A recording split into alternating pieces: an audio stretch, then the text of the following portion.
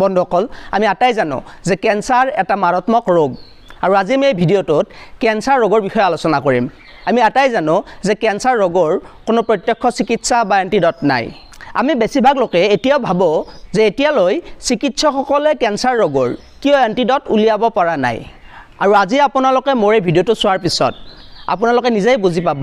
যে ক্যান্সাৰ কি আৰু ক্যান্সাৰ ৰোগৰ এতিয়ালৈ কিয় কোনো প্ৰত্যক্ষ চিকিৎসা ওলোৱা নাই বন্ধুসকল আমাৰ দেহটো বিভিন্ন সৰু সৰু কোষ বা সেলেৰে গঠিত আৰু এই সৰু সৰু সেলসমূহ লগ হৈ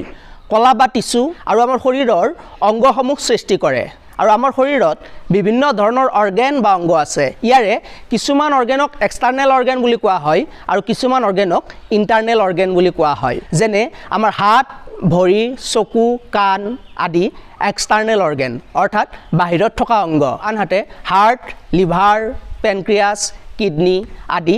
ইন্টাৰনেল অৰ্গান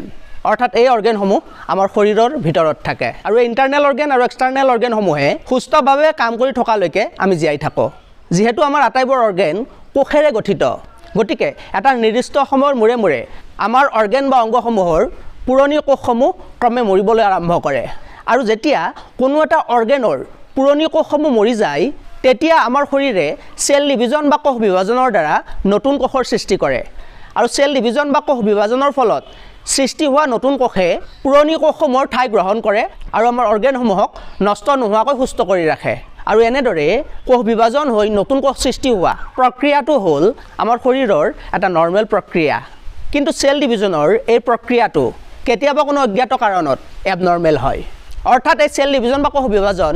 এবনৰ্মেলি আৰু আনকন্ট্ৰলেবলি হয় ইয়াৰ অৰ্থ হ'ল কেতিয়াবা এই সেল ডিভিজন আমাৰ শৰীৰে নিয়ন্ত্ৰণ কৰিব নোৱাৰে আৰু এনে ধৰণৰ সেল ডিভিজনৰ ফলত যি নতুন সেলৰ সৃষ্টি হয় এই সেলসমূহ এবনৰ্মেল হয় অৰ্থাৎ আমাৰ বাকি সেলতকৈ পৃথক হয় অৰ্থাৎ যেটো অৰ্গান বা যিখিনি ঠাইত এই কোষসমূহ সৃষ্টি হয় তাৰ ওচৰৰ বজাৰৰ কোষসমূহৰ লগত এই নতুনকৈ সৃষ্টি হোৱা কোষসমূহৰ কোনো মিল নাথাকে অৰ্থাৎ এই এবনৰ্মেল কোষসমূহ আমাৰ অংগটোৰ বা শৰীৰৰ কোনো কামত নাহে বৰঞ্চ এই কোষসমূহে অংগটোৰ ক্ষতি কৰিবলৈ আৰম্ভ কৰে যেহেতু এই কোষ বিভাজন আমাৰ শৰীৰৰ নিয়ন্ত্ৰণৰ বাহিৰত থাকে গতিকে এই এবনৰ্মেল কোষসমূহ কন্টিনিউয়াছলি বিভাজন হৈ হৈ বৃদ্ধি হৈ থাকে আৰু এই এবনৰ্মেল কোষৰ বৃদ্ধি আমাৰ শৰীৰে ৰখাব নোৱাৰে যাৰ ফলত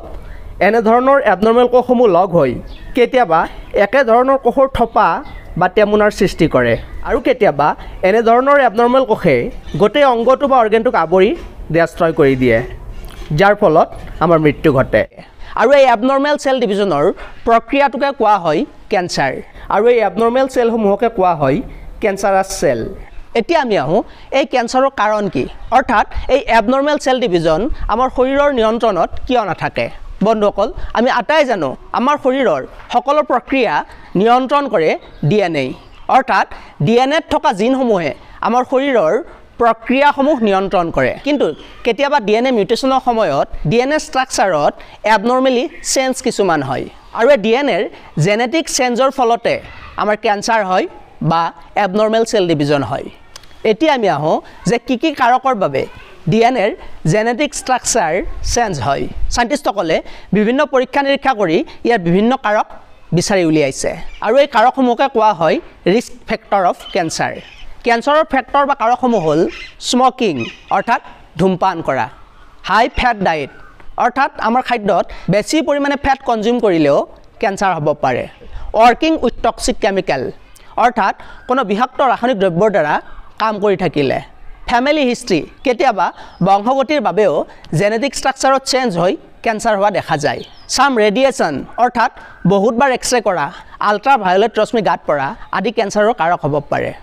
সূৰ্যৰ ৰশ্মিত যদি আমাৰ স্কিন বহুদিন ধৰি বাৰ্ণ হৈ থাকে তেতিয়াও আমাৰ ক্যান্সাৰ হ'ব পাৰে HIV ভাইৰাছ ক্যান্সাৰৰ কাৰক হ'ব পাৰে ইয়াৰ উপৰিও হেপাটাইটিছ বি আৰু হেপাটাইটিছ চি ভাইৰাছৰ পৰাও কেতিয়াবা ক্যান্সাৰ হোৱা দেখা যায় ক্যান্সাৰ সৃষ্টি কৰা এই ভাইৰাছসমূহে আসলতে আমাৰ ডিএনএ ষ্ট্ৰাকচাৰ চেঞ্জ কৰে যাৰ বাবে এই ক্যান্সাৰ সৃষ্টি কৰা ভাইৰাছসমূহক আমি ডিএনএ ভাইৰাছ বুলি কওঁ এতিয়া আমি আহোঁ যে লোকেশ্যন অনুসৰি ক্যান্সাৰ কি টাইপছৰ হ'ব পাৰে লোকেশ্যন অনুসৰি ক্যান্সাৰৰ টাইপছ প্ৰায় 120 প্ৰকাৰৰো অধিক যেনে লাং cancer breast cancer skin cancer prostate cancer colonel cancer liver cancer pancreatic cancer আদি তো বন্ধুসকল ইমানখিনি আছিল আজি আমাৰ ক্যান্সাৰৰ ওপৰত আলোচনা ইয়াৰ পিছৰ ভিডিঅ'ত আমি কেঞ্চাৰৰ চিকিৎসাৰ বিষয়ে আলোচনা কৰিম